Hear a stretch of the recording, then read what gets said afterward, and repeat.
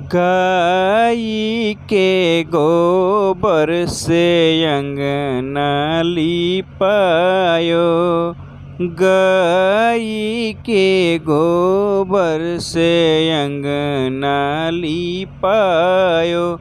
गजमोती चौका पुरायो भले हो।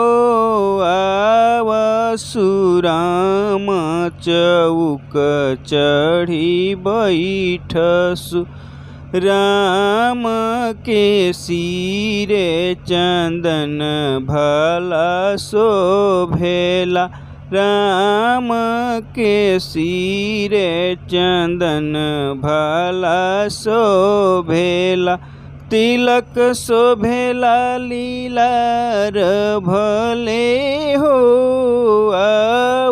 सुराम चौक चढ़ी बैठसु।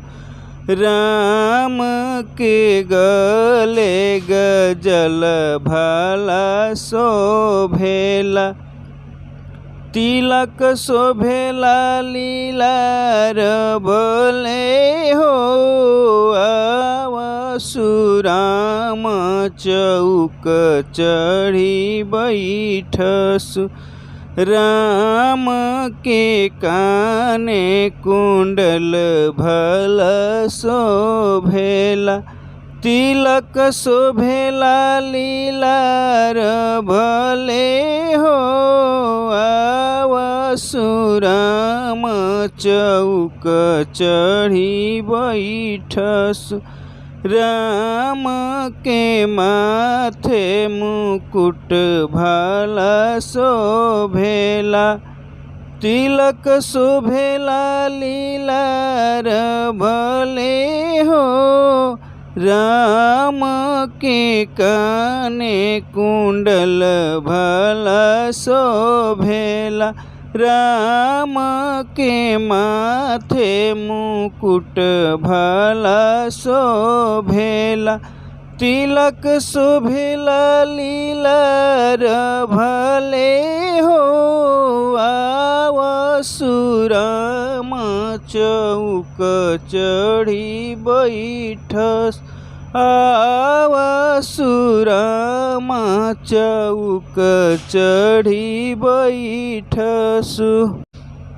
गाई के गोबर से अंगना लिपायो रघुनंदन हरि। गाई के गोबर से अंगना लिपायो रघुनंदन हरि। गजमोती चौका पुरायो सुनहो शिव शंकर हरि। ताही चौका बैठे राजा दशरथ के बेटा रघुनंदन हरि। मोतियानी अंजूरी भरायो सुनहो शिव शंकर हरि। ताही चौका बैठेली जानक जी के बेटी रघुनंदन हरि। ताही चौका बैठेली जानक जी के बेटी शिव शंकर हरि। सिंदूरानी मांग भरायो सुनहो रघुनंदन हरि।